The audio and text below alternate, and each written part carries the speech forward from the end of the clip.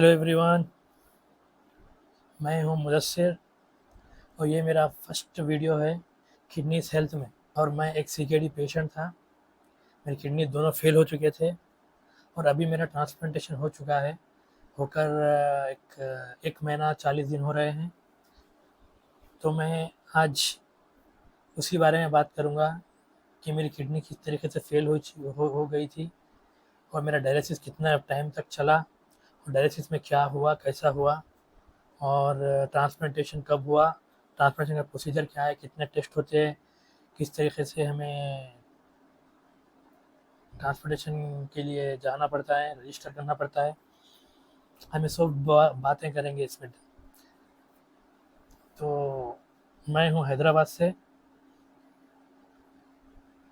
और मैं था सीकेडी स्टेज फिफ्थ स्टेज होता है, लास्ट स्टेज, जहाँ पर आपका जीएफआर होता है बहुत कम, मतलब समझो कि काम ही नहीं कर रहा है। तो मेरा जीएफआर बहुत कम था, स्टेज फिफ्थ था। और मेरा क्रिएटिनाइन जब स्टार्टिंग में, जब मैं डायलिसिस चालू हुआ, जब मेरा क्रिएटिनाइन बहुत था, लगभग 20 के ऊपर था। और ब्लड यूरिया भी 300 तक चला गया था। वॉमिटिंग्स हो रहे थे, सिम्टम्स मेरे यही थे, मुझे लगातार वॉमिटिंग्स हो रहे थे और मुझे इचिंग हो रही थी, स्वेलिंग नहीं आई थी। बस ये 2 चीज़ हो गए थे और मेरा वेट पूरा लॉस, मैं पूरा वेट लॉस हो गया था, एकदम दुबला हो गया था। बीच में कुछ फ़ोटोज़ वीडियोज़ लगाऊँगा मैं पुराने, जो आपको देखने पता चलेगा कि मैं कैसा था। अभी ट्रांसप्लांट होके 40 दिन हो गए, अभी मैं कैसा हूँ। ट्रांसप्लांटेशन से 1 दिन पहले का भी मैं लगाऊँगा, आपको मालूम पड़ेगा कि मैं कैसा था, अब 40 दिन के बाद कैसा हूँ। अल्हम्दुलिल्लाह अभी ठीक हूँ। तो डायलिसिस मेरा चला 14 मंथ्स। पहले यहाँ से चला, उसके बाद फिर यहाँ पर ये फिस्टुला है, आप देख सकते हैं, ये दिख रहा है, ये फिस्टुला है। फिस्टुला चला है, पूरा मिला के 14 मंथ तक मेरा डायलिसिस चला है हैदराबाद में ही। और जहाँ मेरा हॉस्पिटल में डायलिसिस चला, उधर ही मेरा किडनी का ट्रांसप्लांटेशन सर्जरी भी हुई है। और मुझे किडनी किसने मिली, कहाँ से मिली, किसने दी? ये मुझे दी है मेरी अम्मी ने। मेरी मदर ने मुझे किडनी देकर मेरी जान बचाई है। ये मेरा दूसरा लाइफ, मेरी दूसरी लाइफ है, मेरी दूसरी ज़िंदगी है। वही मेरी अम्मी के वजह से ही मेरी दूसरी ज़िंदगी है। तो जिस तरीके से मेरी किडनी फेल हुई थी, उसका रीज़न जो मुझे डॉक्टर ने बताया वो था बीपी। जो मुझे बीपी आ गया था 2022 में, और 23 में मेरी किडनी फेल हो गई। 1 साल तक मेरा बीपी मेरा 150, 170, 160 ऐसा ही रहता था और मैं टैबलेट्स नहीं खाया। मैं समझा कि चलो अभी एज क्या है, ऐसा ही बढ़ रहा होगा काम काज में। मैं प्रोफेशन से इंजीनियर हूँ, मैकेनिकल। मैं ख़तर में काम करता था। जो छुट्टी पर आया था, छुट्टी पर आया तो तबीयत ख़राब होगी तो वापस गया ही नहीं। अब समझो इधर ही हूँ। तो बीपी की वजह से मेरी किडनी फेल हुई। किडनी फेल होने के 3 रीज़न्स होते हैं। फर्स्ट होता है शुगर, सेकंड बीपी, थर्ड होता है पेन किलर्स। तो मेरे मामले में था बीपी। तो अभी बीपी आ गया था। अभी इसके बाद डायलिसिस चला 14 मंथ। डायलिसिस में बहुत सारी परेशानी होती है, बहुत सारी तकलीफ होती है। यहाँ से नीडल डालते हैं, 2 नीडल डालते हैं, उसमें से 2 काम करते हैं। एक तो आपका खून फ़िल्टर करते हैं और दूसरा करते हैं आपका जो एक्स्ट्रा फ्लूइड होता है, जो आपको यूरिन के ज़रिए से नहीं जा रहा है, जो आपकी बॉडी में रह चुका है, वो वाटर निकालते हैं। 2 चीज़ करते हैं। तो उसमें बहुत सारी तकलीफ़ होती है। क्या-क्या तकलीफ़ होती है, कैसा होती है, उसके बारे में, डायलिसिस के बारे में डिटेल वीडियो बनेगी कि डायलिसिस का प्रोसीजर क्या है, डायलिसिस में किस तरीके से फिस्टुला काम करता है, फिस्टुला का क्या काम है, डायलिसिस की मशीन किस तरीके से काम करती है, उसके बारे में एक दूसरी वीडियो डिटेल में आएगी। अभी फर्स्ट वीडियो है तो इसमें सिर्फ मेरा इंट्रोडक्शन के लिए वीडियो बनाया होगा मैं।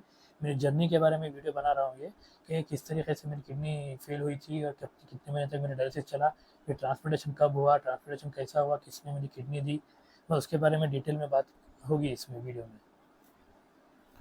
तो इस तरीके से हुआ, डायलिसिस चला मेरा। और किडनी में मुझे मेरी अम्मी ने दी।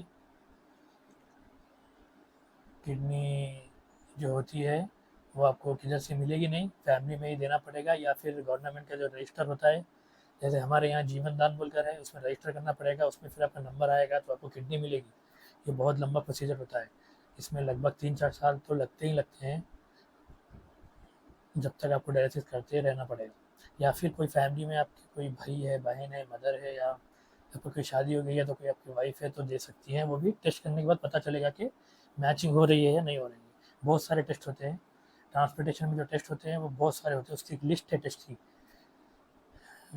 वो टेस्ट की जो टेस्ट है वो भी मैं वीडियो बनाऊँगा कि क्या-क्या टेस्ट होते हैं ट्रांसप्लांटेशन में और हमें टेस्ट में किस तरीके से प्रिपेयर होकर जाना चाहिए।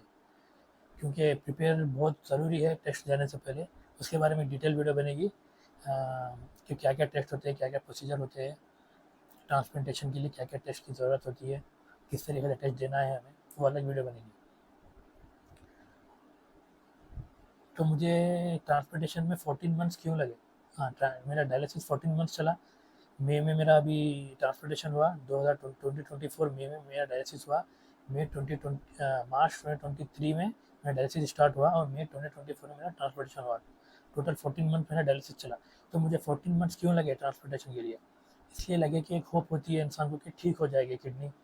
इसके लिए इसलिए पेशेंट क्या करता है, बहुत सारे टेस्ट करता है, जैसे कि आयुर्वेदिक हो गया, होम्योपैथी हो गया, नेचुरोपैथी हो गया, और बहुत सारे अभी मार्केट में बहुत सारे टेस्ट है। वाटर टब ग्लैड ग्लैड बोल कर, गैड गैड गैड या कुछ जीएडी टब बोल के है, गैड टब, जो टब होता है जिसमें वाटर थेरेपी होती है, वो होता है। बहुत सारे बहुत सारे ऐसे मेथड्स आ गए हैं जिसकी वजह से एक इंसान को, पेशेंट को होप होती है कि शायद वो फिर से ठीक हो जाए। और मैंने सब कुछ ट्राई किया, और मैं बोल रहा हूँ किसी से कुछ फ़ायदा होने वाला नहीं है, बस आपके पैसे जाएंगे, टाइम भी वेस्ट होगा आपका। सबसे अच्छा यही है कि आप ट्रांसप्लांटेशन कीजिए। अगर आपके पास किडनी कोई देने वाला अवेलेबल है, कोई मौजूद है, तो आप ट्रांसप्लांटेशन जल्द से जल्द कीजिए। जितना जल्दी कीजिएगा आप, उतना आपको कॉम्प्लिकेशंस कम आएंगी। मेरे मामले में मैं 14 मंथ्स लिया हूँ, उसमें मुझे क्या कॉम्प्लिकेशंस आई है, मेरा थोड़ा हार्ट का पंपिंग स्लो हो रहा था, क्योंकि वाटर जो है बॉडी में रह रहा था, निकल नहीं रहा था, डायलिसिस से निकल रहा था, लेकिन डायलिसिस के बिना तो वाटर में बॉडी में पूरा वाटर रह रहा था। उसकी वजह से क्या हो रहा था, वो वाटर क्या है, कभी लंग्स में जाएगा, कभी अपना हार्ट में जाएगा, जिसकी वजह से हार्ट का पंपिंग स्लो हो रहा था मेरा। बहुत प्रॉब्लम हो रही थी, एडमिट भी होना पड़ा था मुझे बीच में, हार्ट की प्रॉब्लम हो रही थी। इसलिए बहुत सारा प्रॉब्लम होता है किडनी पेशेंट को, खाली किडनी का ही प्रॉब्लम नहीं होता है। जब किडनी फेल होती है, जब डायलिसिस पे जाता है, तो उसको दूसरे प्रॉब्लम भी उसके साथ लगना स्टार्ट हो जाते हैं। मेजर प्रॉब्लम होती है कार्डियो हार्ट का प्रॉब्लम स्टार्ट हो जाती है। हार्ट का प्रॉब्लम जो होती है वो तो स्टार्ट होती है, लंग्स का प्रॉब्लम भी स्टार्ट होती है, लंग्स में पानी आ जाएगा तो लंग्स का प्रॉब्लम भी स्टार्ट होगी, वो टाइम लगेगा। लेकिन फर्स्ट जो मेजर होता है किडनी के बाद हार्ट का प्रॉब्लम स्टार्ट होती है, तो उसकी टैबलेट्स अलग लेना पड़ेगा आपको। किडनी की टैबलेट्स अलग लेना पड़ेगा, फिर दूसरी कोई प्रॉब्लम आएगी तो उसकी टैबलेट्स अलग लेना पड़ेगा, तो टैबलेट भी बढ़ेंगे आपके और हेल्थ तो सही होगी नहीं। तो ये मेजर प्रॉब्लम आते हैं डायलिसिस में। अब ट्रांसप्लांटेशन की बात करेंगे, तो ट्रांसप्लांटेशन के बाद मुझे कैसा महसूस हो रहा है। ट्रांसप्लांटेशन के बाद जो होता है ना, एक एनर्जी सा महसूस होता है, जो पहले जो आप जिस तरीके से होते हो उस तरीके से आपको एनर्जी मिलती है, आपको लगता है कि आप ठीक हो गए हो, आप एनर्जी हो, लेकिन आपको एनर्जी महसूस होती है, लेकिन आपकी इम्यूनिटी कमज़ोर होती है। ये बात याद रखना पड़ेगा आपको। इम्यूनिटी क्यों कमज़ोर होती है? क्योंकि आपके जो टैबलेट्स होते हैं, हाँ, टैबलेट्स क्या-क्या होते हैं उसकी भी एक मैं बनाऊँगा वीडियो, क्या-क्या टैबलेट्स होते हैं। जो हमें टैबलेट देती है वो होते हैं इम्यूनो सप्रेसो, मतलब हमारी इम्यूनिटी जो होती है बॉडी की, वो कम इम्यूनिटी को डिक्रीज़ करती है। रेज़िलियंस जो होती है ना बॉडी का, ये जो इम्यूनिटी से जो बैक्टीरिया से इन्फेक्शन से लड़ने का जो रेज़िलियंस होता है, वो हमारा कम कम हो जाता है। क्यों कम होता है? क्योंकि हमारे पास जो नया ऑर्गन, हमारे बॉडी में जो नया ऑर्गन लगा है, वो नया ऑर्गन वीक होता है, जो हमारे बॉडी का इम्यूनिटी है वो हाई होता है। तो हाई जो है वो लो जो जो नया ऑर्गन है उसके ऊपर अटैक करेगा, उसको फ़ेल करने की कोशिश करेगा। तो डॉक्टर्स क्या करते हैं, हमें इम्यूनो सप्रेस होते हैं, सप्रेस करते हैं, मतलब हमारी इम्यूनिटी को सप्रेस करते हैं, कम करते हैं। कम करने से क्या होगा कि वो नया ऑर्गन, हमारे बॉडी का इम्यूनिटी जो है कमज़ोर होगी, तो दोनों मिलकर आपस में रहेंगे, रिजेक्ट होने नहीं देगा। तो ये होता है मेन इम्यूनो सप्रेस गोली का फ़ायदा। नुकसान क्या है, आपकी इम्यूनिटी कमज़ोर होती है, आपको इन्फेक्शन का डर होता है, आपको बुखार सर्दी जल्दी कैच करेगी। इसलिए आपको फर्स्ट के 3 मंथ जो होते हैं ना, आपको किसी से मिलना नहीं होता है। मैक्सिमम तो 3 मंथ, 6 मंथ भी बोलते हैं, लेकिन 3 मंथ तो कंपलसरी आपको किसी से मिलना जुलना नहीं है।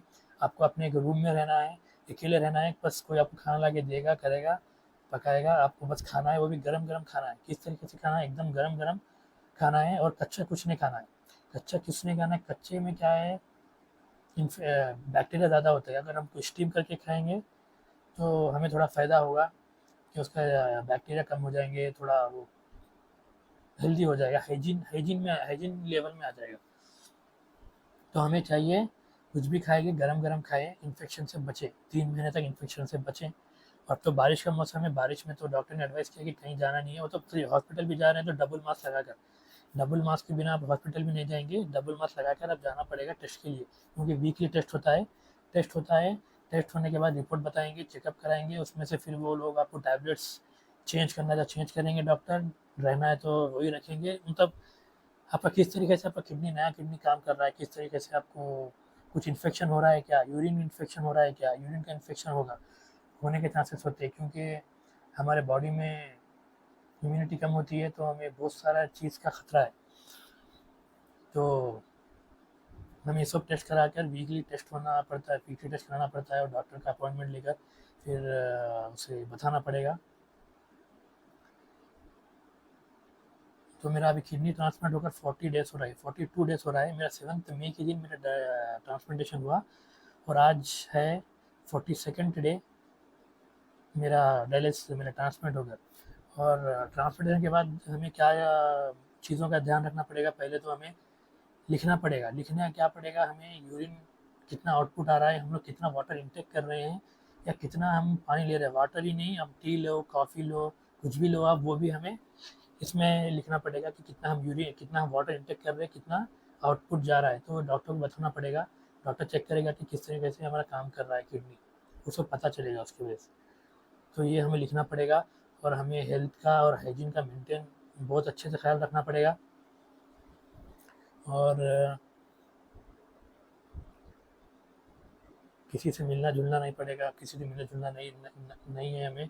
हमें सिर्फ अपने अपने ही रूम में रहना है और खाना खाना है, आराम करना है, वॉक करना है। वॉक करना बहुत ज़रूरी है, खाना खाने के बाद तो वॉक करना बहुत ज़रूरी है, क्योंकि आप कुछ एक्टिविटी नहीं करते हो और आपकी जो गोलीज़ है वो हाई डोज़ की गोलीज़ है।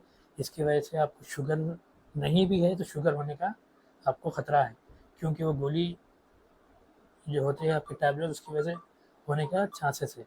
इसलिए हमें चाहिए कि हमें वॉक करना चाहिए और हमें टाइम पर खाना चाहिए, टाइम पर टैबलेट लेना चाहिए और हर चीज़ का हमें ध्यान रखना चाहिए। जो अभी मैं कितना वाटर पी रहा हूँ, मैं अभी वाटर पी रहा हूँ लगभग 5 लीटर तक पी रहा हूँ। 6 लीटर तक भी पी सकते हैं, लेकिन अभी गर्मा का मौसम है तो मैं 5 लीटर पी रहा हूँ। 6 लीटर पीना चाहिए लगभग, लेकिन 5 लीटर भी पी सकते हैं। तो मैं 5 लीटर पी रहा हूँ और यूरिन आउटपुट भी अल्हम्दुलिल्लाह से ठीक है मेरा। अभी ट्रांसप्लांटेशन के बाद अभी क्या-क्या होता है, अभी बहुत सारी चीज़ें होती हैं ट्रांसप्लांटेशन के बाद, जिसका मैं डिटेल में वीडियो बनाऊँगा। जैसे कि हमारे बॉडी में स्टंट होता है, जो ट्रांसप्लांटेशन के टाइम पे स्टंट हमारे ब्लैडर से किडनी में लगा कर रखते हैं, जो कि 3 वीक्स के बाद निकालते हैं। तो वो किस तरीके से निकालते हैं, उसका क्या यूज़ होता है, उसको क्यों रखते हैं, उसके बारे में भी हम लोग डिटेल में वीडियो बनाएँगे और मेरा एक्सपीरियंस बताऊँगा मैं कि स्टंट को किस तरीके से निकाले थे, किस तरीके से स्टंट को निकाले थे और तकलीफ़ हुई थी, नहीं हुई थी, उसके बाद स्टंट निकालने के बाद क्या हुआ था। स्टंट निकालने के बाद क्यों पेन हुआ था या कुछ इन्फेक्शन हुआ था, इसके बारे में भी एक दूसरी वीडियो बनेगी। अभी मैं डेली एक वीडियो बनाऊँगा, आप लोग मेरी सपोर्ट कीजिए, लाइक कीजिए, फॉलो कीजिए, शेयर कीजिए। मैं अपना ट्रांसपोर्टेशन का पूरा जर्नी बताऊँगा।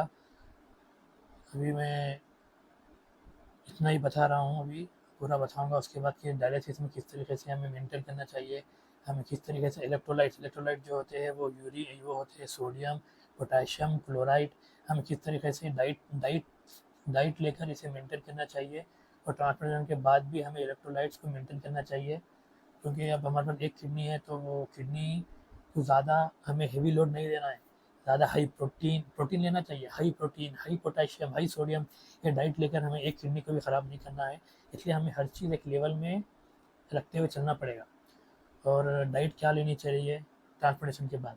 ट्रांसप्लांटेशन के बाद डाइट तो मैं तो ये कहूँगा कि हमें वेजिटेबल्स ही खाना पड़ेगी, लेकिन डॉक्टर बोल रहे हैं कि चिकन, फिश खा सकते हैं, लेकिन वो अभी नहीं, 3 महीने के बाद आप ले सकते हैं वो भी।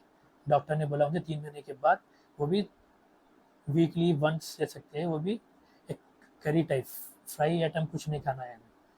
तो अभी तो मैं सिर्फ वेजिटेबल्स ही खा रहा हूँ, और कच्चे आइटम कुछ भी नहीं खाऊंगा मैं अभी। और अभी तो मेरा 1 मंथ 10 डेज़ हुआ है। तो अभी मैं जितना जितना मैं आगे मेरी जर्नी बढ़ेगी, वैसा वैसा मैं आपको गाइडेंस जो मेरा एक्सपीरियंस है मैं सिर्फ वो शेयर कर रहा हूँ। मैं वही शेयर कर सकता हूँ कि मैं कोई डॉक्टर नहीं हूँ, मैं प्रोफेशन से इंजीनियर हूँ। मेरे साथ जो मेरा पर्सनल एक्सपीरियंस है मैं वो आपके साथ शेयर करूँगा। मुझे आप सपोर्ट कीजिए, लाइक कीजिए, फॉलो कीजिए, शेयर कीजिए। मैं अपना पूरा एक्सपीरियंस आपको शेयर करूँगा कि डायलिसिस में क्या क्या होता है, किस तरीके से ब्लड कम होता है, ब्लड बढ़ाने के लिए क्या क्या हमें इंजेक्शन टैबलेट्स लेनी पड़ती है, हमें किस तरीके से मेंटेन करना पड़ता है, किस तरीके हमें डाइट लेनी चाहिए, किस तरीके हमें वाटर इंटेक लेना चाहिए, और कौन सा एक डायलिसिस तो करना ही करना है, दूसरा कोई ट्रीटमेंट होगा जिससे हमें थोड़ा और सुधार सुधार महसूस हो सकता है, उसके बारे में बात करेंगे। पूरे डिटेल में बात करेंगे। अभी के लिए इतना ही है, चलता हूँ, बाय।